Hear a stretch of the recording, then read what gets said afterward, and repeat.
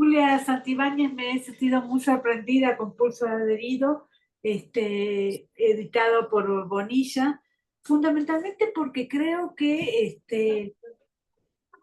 más todavía la palabra. Me parecía que los anteriores eran como un juego más ingenioso de las palabras y ahora hay como una vuelta sobre ti misma, sobre contar cosas que antes no habías contado. ¿Es un poco eso? Sí, totalmente, lo lees muy bien para variar, mi querida Mónica. Gracias de entrada por la conversación sobre este libro que me significa en lo personal muchas cosas. Pero bueno, para responder tu pregunta, sí, sin duda sigo con mi obsesión por las palabras, por el Sí. lenguaje, por los muchos significados que puede tener cada palabra desde el mismo título. Puede leerse de corrido, pulso adherido o pulso adherido. Y por tanto está ahí esto que ha sido un sello de mi trabajo, la, la, los recursos del lenguaje, tratar de llevarlos lo más lejos que se pueda, de darles la vuelta, en fin. Pero por otro lado también está lo que señalas, una búsqueda interior de mí misma, conmigo misma, de mi propia historia, cosas que efectivamente no había contado en libros previos y que por decantación quizá finalmente decidí que era buen momento, que me sentía lista para hablar de varias cosas y se suma la muerte de tres de mis familiares cercanos más directos, mi hermano en 2019, mi madre en 2020 y mi hermana en 2023. Entonces, todo este conjunto de circunstancias, digamos, da como resultado pulso adherido. Sí, fundamentalmente el juego con las palabras puede incluso dar un goce particular y maravilloso, digamos, ¿no? En la poesía, ¿no? Uh -huh. Uno encuentra, por ejemplo, esto de adherido y dice, uy, qué maravilla, ¿no? Y me hace pensar muchísimo en Villaurrutia, ¿no? En Javier Claro. Villaurrutia, uno de mis poetas preferidos.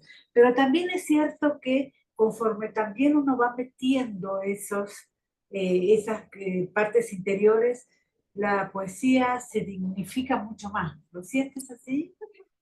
¿A qué te refieres con que se dignifica? Se dignifica, se levanta, no sé, por uno Mm. mismo, ¿no? No sé, como algo que está incluso más allá de uno mismo, que quiero Ah, decir. sí, totalmente, porque las palabras existen a pesar de nosotros mismos, Claro, a pesar de que las usamos y las desgastamos y las mal usamos. Las palabras son por sí mismas y tienen una vida propia que a veces sigue los caminos que nosotros les queremos aceptar, pero muchas veces se convierten en otra cosa, ¿no? Una suerte de actos fallidos cuando estamos hablando, que decimos una cosa por otra, cuando estás leyendo y lees A por B, pues las palabras están ahí jugando consigo mismo, ¿no? Y eso me encanta, me parece que implica una riqueza propia, una riqueza intrínseca al lenguaje que nos rebasa a nosotros mismos. Y eso me parece una gran noticia, porque no depende de un poeta o de una poeta o de una tradición, sino que el lenguaje tiene su vida interna. José Gorostiza, en las notas a Muerte sin fin, habla de un espejeo de las palabras, no recuerdo cómo lo dices específicamente, explícitamente, pero sí habla de que las palabras puestas unas frente a otras tienen otro significado, otra significación y otra sonoridad que puestas frente a otras distintas. Es decir, dependiendo con quién convivan, dime con quién andas y te diré quién eres, algo así pasa con las palabras. Entonces eso me parece una gran noticia, que no dependan de nosotros y que por sí mismas tengan su existencia. es cierto que cada poema tiene una historia y cada poema puede contar precisamente la historia que cuenta o incluso la historia que uno interpreta, ¿no? Pero Uh hay -huh, historias propias como la de Interiores, por ejemplo, cuando dormías uh -huh. con la puerta cerrada y ahora cuando creció tu hija con la puerta abierta y ahora que son dos adultas duermen con la puerta cerrada otra vez, digamos, ¿no? Sí. Y es un poema, bueno, uno de los poemas preferidos para mí, que es narra precisamente la vida, ¿no? La vida misma, Uh -huh. lo que es transitar por esta vida, ¿no? Sí, ese poema tiene una historia, pues, curiosa, digámoslo así, porque digo, lo que narro es literal, ¿no? Yo siempre dormía con la puerta cerrada, nace mi hija y pues de pronto tengo que dormir siempre con la puerta abierta porque pues hay que cuidarla de peligros, que si tose, que si le da fiebre, que si, qué sé yo, ¿no? Si entra un gato o hay un ratón, no sé. Y luego, conforme fue creciendo, fui entrecerrando el dintel y ahora que es adulta, pues vuelvo a cerrar las dos puertas. Pero termino con una reflexión sobre la peste en la Edad Media significaba que una ciudad se cerrara por completo. Entonces la reflexión va en el tono o en el sentido de que quizá yo tenía que protegerla no de lo exterior, sino de mí misma. O sea, yo como madre, como todas las madres, pues también hacemos un daño singular.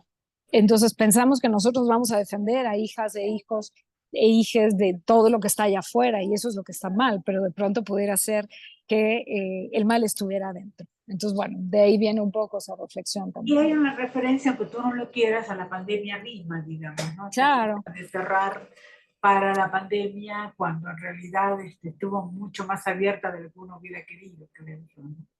sí, Este, total. hay también muchas palabras, como tú dices, que Gorostiza decía, el espejismo, ¿no? Cuando tú hablas de araña, cuando hablas de araña de un bicho y cuando hablas de araña de lo que tenemos colgado, digamos. ¿Sí? ¿Y fuiste en ese sentido averiguando cada cosa de las palabras o son... Son un poco intuiciones, más bien, no es que diga, hoy voy a escribir un poema Claro, sobre las arañas, se voy a buscar en el diccionario que hay, ¿no? No, es más bien, sí tengo una suerte de fijación con mis manos, o sea, siempre estoy viendo mis manos, me estoy tocando, me estoy, no sé, tengo una cosa rara con las manos que no tengo con los pies, por ejemplo, o con, qué sé yo, los ojos, las orejas, el pelo, no sé. No, yo tengo mucho con las manos. Y entonces un día, sí, efectivamente, como lo dice el poema que se llama Manía, pues de pronto me di cuenta que las manos son una suerte de arañas. El poema inicia diciendo, cuando estoy aburrida me acuerdo de mis manos, su ímpetu de araña, su tirante elegancia propia de araña. Entonces de pronto las veo y las miro y pareciera que me quieren expresar algo, que tienen un secreto que contar y yo no entiendo y se desesperan y se acaba la conversación, pero sé que la marabunta se prepara, que un día esas manos como arácnidos, pues un día tal vez me ataquen. Y luego, por otro lado, pues están las arañas del techo que cuelgan y demás. Entonces, bueno, a veces esta misma eh, lupa que tengo sobre las palabras y sobre sus distintas acepciones hacen que salgan poemas que no tendrían aparentemente nada que ver, pero que parten de una misma conjugación de letras y que sin embargo se refieren a universos semánticos completamente diferentes. Y eso me gusta mucho, lo disfruto profundamente. la realidad no muchas veces está en tu poesía, sin embargo, en este libro sí hay, ¿no? Está el libro sobre Australia, Mm. por ejemplo, está el poema sobre Australia, hay como salir un poco hacia qué es lo que pasa alrededor, ¿no? Sí, en general mi poesía había sido mucho más, digamos, de puertas Sí, adentro. sí. Y en este libro, pues sí, ya lo mencionas tú, está Australia, ¿no? Sobre los incendios en Australia antes de que nos cayera la pandemia, donde me llamó mucho la atención una nota que decía del periódico, que decía que, claro, los seres humanos y los animales pues habían tratado de huir del incendio, de los incendios, y pues muchos de ellos habían quedado muertos ahí, ¿no? Siendo ceniza fresca. Y en cambio los árboles, los eucaliptos, no habían tratado de huir porque pues ni siquiera pueden hacerlo. Pero entonces, claro, viene este giro que con frecuencia me sorprende de la naturaleza, en particular del mundo vegetal, que uno lo ve tan aparentemente débil, ay pobrecitos, no pudieron correr del incendio, pero no hace falta, porque abajo de la tierra está la raíz intacta. Entonces, claro, se quemó todo lo de encima, pero los únicos que sí revivieron después del incendio fueron los árboles, porque estaba la raíz intacta y vuelven a brotar renuevos. Entonces, estas cosas del mundo vegetal que está muy presente en este libro, siempre había estado presente porque a mí el mundo vegetal me maravilla de una manera inconmensurable. Soy muy adicta a las plantas, a lo verde. Bueno, me ves aquí atrás Sí. lo que tengo y siempre voy buscando verde por todas partes. Por un lado, por la belleza que implica, pero también por esta suerte de sabiduría intrínseca que a ratos creo que se burla de nosotros, de nuestra supuesta superioridad, Y a ratos ni siquiera se burla, simplemente vive su propia sapiencia en sí misma. Así es. Bueno, los animales también, a mí me fascinan los animales también. Ujú. En ese sentido, ¿cómo cambiaste con estas tres muertes tan seguidas, con estas tres pérdidas Mm, tan queridas? ¿Qué te claro. pasó a ti?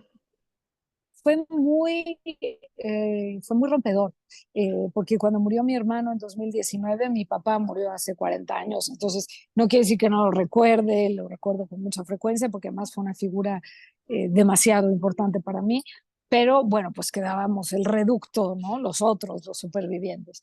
Muere mi hermano en 2019 de un infarto fulminante, y digo, bueno, pero está mi mamá y está mi hermana, ¿no? Muere mi madre en 2020, que pues ya era mayor, murió de 90 años, y no es que no me doliera, pero pues un poco era una muerte ya pues esperada, anunciada, calculada, si quieres incluso, ¿no? De que pues ya esperábamos que no viviera mucho más porque ya no le estaba pasando nada bien. Pero entonces está mi hermana.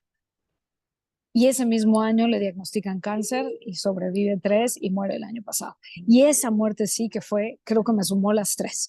Había llorado las 2 previas, la de Fernando y la de mi madre, pero cuando se junta con la muerte de Lucía, entonces me caen las 3 de sopetón, porque entonces me quedo ya literalmente huérfana. O sea, ya no hay nadie de mi familia nuclear cerca, alrededor me quedan solamente muertos.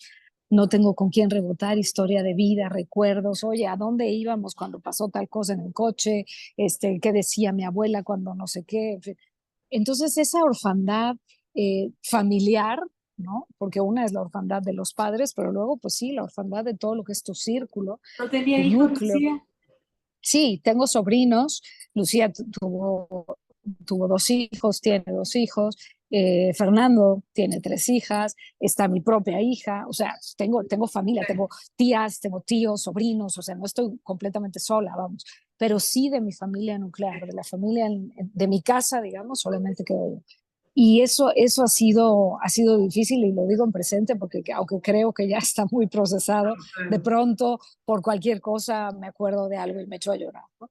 Y eso me permití vivirlo en toda la extensión del dolor, o sea, permití que la espina se clavara lo más hondo porque no creo que haya otra manera de superar el dolor que realmente enfrentarse a él y saborearlo y, si quieres, no disfrutarlo, pero sí exprimirlo en Claro. todo lo que implica. Entonces, me permití hacerlo y creo que ha funcionado, o sea, ya estoy tranquila, ya estoy en paz, no quiere decir que no me duela, pero al principio sí estaba muy desesperada, muy angustiada, incluso muy sobresaltada, muy removida en los cimientos, ¿no? Entonces creo que sí me cambió en cuanto a que pues implica estar ya, asumirme como de la generación que sigue en muerte, ¿no? O sea, yo soy la última que queda y pues ya cuando yo me muera seguirá la generación de sobrinas e hijas y sobrinos y demás. Eh, pero por otro lado, también en mi escritura creo que me he acercado de una manera mucho más inmediata a la muerte, porque la anterior que yo tenía, la anterior muerte que tenía era la de mi padre, como digo, hace 40 años. Claro. Entonces era otra experiencia completamente diferente, haberla vivido de adolescente a de pronto ya a estas edades decir, ups, se me acaban de morir los 3 que me quedaban. Como la canción, yo tenía 10 perritos y ya no me queda nadie. Entonces creo que sí, esto se refleja en mi poesía. Quizá este libro es menos alegre, quizá es menos celebratorio que otros de mis libros, pero bueno, pues está esta razón de fondo, ¿no? Así es. Y bueno, van las últimas dos preguntas. En el medio, tu ascenso en la UNAM, digamos, ¿no? Que fue para nosotros también bastante sorpresivo, porque de pronto apareces en la universidad, apareces dirigiendo la cátedra Carlos Fuentes, y luego tu lugar en literatura de la UNAM. Por supuesto, felicitaciones, porque no te los di en cada momento, pero mis Gracias. felicitaciones. Y también, siempre te digo, me encanta todo lo que haces porque siempre apareces como dando vuelta a lo que ya estaba, digamos. Tac, tac, tac. ¿No? Eso me encanta. soy poco original, mi querida Mónica, como tú, o sea, estamos girando siempre en lo mismo, la literatura, la cultura, la difusión cultural, el periodismo cultural, la escritura de poesía, son los mismos temas los que nos hacen estar aquí, ¿no? Entonces, sí, efectivamente, en 2022 entré a coordinar la Cátedra Carlos Fuentes, que pertenece a la Dirección de Literatura de la UNAM, es uno de los 11 programas que tiene la dirección, y en febrero de este año, pues me ofrecieron la dirección y pues la tomé, porque no podía no hacerlo, o sea, es conjuntar mis dos devociones de la vida, por una parte la literatura y por otro lado la UNAM, que yo la tengo muy tatuada en la piel y sabe todo el mundo porque me la paso hablando de la UNAM en todas partes, porque significó una suerte de redención personal cuando yo entré a la UNAM. Entonces, pues no tuve opción, digo, estaba dirigiendo el suplemento del Cultural de La Razón, y estaba muy contenta con lo que estábamos haciendo, dándole un giro un poco más hacia escritura de mujeres, escrituras de la diversidad sexogenérica, metiendo nuevos temas, en fin, estaba muy contenta. Pero pues de pronto llega este ofrecimiento y digo, es que no puedo hacer otra cosa más que tomarlo, o sea, no tengo otra alternativa. Y estoy muy feliz. Tengo que decir que no tiene nada que ver con mi trabajo escritural, o sea, una cosa no tiene nada que ver con la otra, igual que no lo tenía en el cultural. Yo suelo escribir de madrugada, de noche y madrugada, cuando ya no hay correos electrónicos que contestar, teléfono que estar pendiente, en fin. Entonces, en las madrugadas, pues noches y madrugadas es cuando escribo, de manera que eso no ha cambiado ni dirigiendo el cultural, ni ahora en la dirección de literatura de la UNAM. Son cosas completamente independientes una de la otra. Pero estoy muy contenta porque implica un compromiso con mi universidad y con mi vocación. Espero hacer un buen papel, digo, estoy con todos los kilos puestos y toda la atención y la tensión puesta en hacer un buen papel sobre esto que me parece tan fundamental, porque creo que crees tú también, como me parece que compartimos esta fe en que la literatura es una de las razones y el arte es una de las razones por las que vale la pena vivir, estar respirando cada día y puede ayudar a mejorar algunas vidas. No diré cambiar el mundo y transformar la realidad, no me voy hasta allá, pero sí mejorar algunas vidas, entre ellas la mía, ¿no? Que ha mejorado mucho gracias al arte y a la cultura, pero no solamente. Entonces, la idea es desde la Dirección de Literatura de la UNAM, Literatura y Fomento a la Lectura, pues dar a conocer la literatura a grandes públicos, no solamente universitarios, sino fuera de la UNAM, acercarles los libros y que vean que ahí hay algo que habla de ellos. No es algo ajeno, no es un conocimiento aséptico, frío, distante, sino tiene que ver directamente con la vida y el disfrute personal. Entonces, bueno, pues ahí estamos con mucho gusto y con mucho entusiasmo. La última, ¿cómo se maneja la literatura de la UNAM? Es decir, ¿se maneja con el departamento que dirige Socorro Venegas o aparte? No, No. esa parte, la estructura, digamos, el organigrama está la coordinación de difusión cultural, cuya titular es la doctora Rosa Beltrán, como lo Sí. sabes, y de ahí se desprenden varias direcciones, si no me equivoco son 16 direcciones, y ahí está música, teatro, danza, museos, en fin, está la dirección de publicaciones y fomento editorial, cuya titular es Socorro Venegas, y por otro lado está la dirección de literatura y fomento de la lectura, donde estoy yo. Socorro se encarga, digámoslo así, de todas las publicaciones que se hacen en la UNAM, desde Instituto de Geofísica y hasta biodiversidad, hasta astronomía, o sea, todo lo que se publica en la UNAM un poco lo coordina y lo dirige la Dirección de Publicaciones, valga la redundancia, pero también tiene la propia producción literaria de publicaciones vindictas, muchas otras colecciones, ¿no? La colección Licenciado Vidriera, la colección La Biblioteca está del Chapulín, que son libros infantiles grandes, todo eso lo coordina Socorro Venegas. En la Dirección de Literatura, donde yo estoy, es otra cosa. Ahí más bien nos dedicamos a dar cursos, talleres, seminarios, diplomados, para que la gente se acerque a la literatura. Y publicamos, pero estamos publicando todavía poco. La idea es que justo a partir de este año que yo tomé la dirección, publicaremos más, unas antologías que se habían creado de 3 géneros que no son los, digamos, privilegiados por las grandes editoriales: ensayo, cuento y crónica, son unas antologías que se habían creado en literatura y luego se fueron a publicaciones y ahora este año regresan a literatura. Y son antologías anuales que pretenden dar como lo más granado de cada uno de esos géneros. Y yo propuse y se aceptó añadir un cuarto género también diseñado por las grandes editoriales y no te va a sorprender, que es la poesía. Entonces vamos a estar publicando dos de estas antologías cada año y algunas otras publicaciones, pero para nada con el volumen y el número tan ingente que maneja Socorro Venegas. Es enorme la dirección de publicaciones. Entonces no nos pisamos el callo, nadie repite lo que hace la otra, más bien nos apoyamos mucho, trabajamos mucho en conjunto, pero cada una con una visión, digamos, una visión estratégica que es propia, que es diferente. Bueno, es mucha la actividad, te deja para la poesía cuando la noche, cuando no llega ningún correo. A veces llego muy cansada, eso es verdad, a veces llego muy cansada, pero pues por disciplina, tú lo sabes que la poesía no es una cuestión de inspiración, de que me siento con ganas de, porque entonces no escribes nada nunca, sino que cuando llegue la inspiración te tiene que encontrar trabajando, como decía Picasso, o dicen que decía Picasso. En cualquier caso, si lo dijo o no lo dijo, es muy cierta esa aseveración. Entonces todos los días me encuentras con un cuaderno, porque la poesía la escribo siempre a mano, y un lápiz. Todos los días en la noche me encuentras, aunque sea 20 minutos, pero es algo escribo, un par de versos, pulo algo, empiezo un poema, trabajo un anterior, no sé, porque si no siento que voy a perder lo que es para mí el eje de todo. Si yo dejo de escribir poesía, ¿para qué hago todo lo demás? Si el eje, si el centro, si la esencia misma para mi persona, no quiero decir que sea el caso de todo el mundo, para mí es la poesía y es lo que le da un sentido a todo lo demás. No mi propia escritura de poesía, sino la poesía en general, pero tiene que ver con mi propia escritura y mi propia exploración, digamos, del género. Entonces, bueno, sí es pesado el trabajo, es demandante y de pronto sí llego súper cansada, pero digo, no hay manera, o sea, no me voy a dormir mientras no trabaje, cuando menos un poco.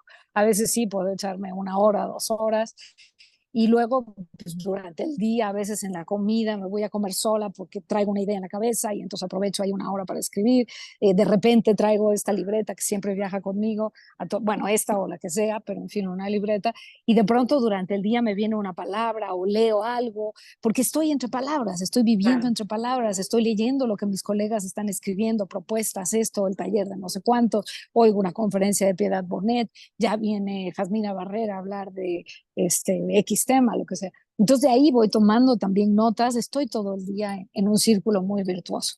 Entonces no es como que en la noche empiezo de la nada porque vengo de hacer números y cuentas. No, o sea, sí hago números y cuentas, pero también tengo mucho que ver con la parte creativa de la propia disciplina, digamos, que tiene que ver con la UNAM, y entonces la conecto con mi disciplina creativa. Entonces no es tan radicalmente distinto, digamos. Muchísimas gracias. Un abrazo. Muchas gracias a ti. Muchas gracias a ti, mi querida Mónica, y bueno, me alegro de saber que encontraste algo interesante en Pulso Alegre. Muy, muy interesante todo. Gracias. Gracias, querida.